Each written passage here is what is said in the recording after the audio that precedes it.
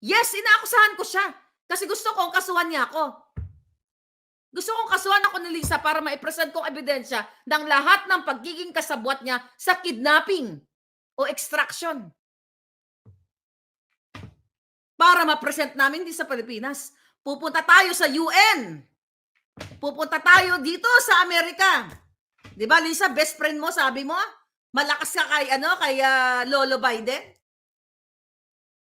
Ngayon, kung gusto niyo ng kidnapper, hindi na si Lisa ang kidnapper, pati si Marcos Jr. Magkasabwat sila eh. Ginamit nila ang power to kidnap the minor children. Dahil kasabwat nila ang tatay ng mga bata sa kanilang illegalities. Magtatanong kayo ng ebidensya? Ipalabas natin? No. Let Lisa file a case against me so we can present dito. At nang maipakita natin ang lahat ng kanyang pakikipagsabwatan.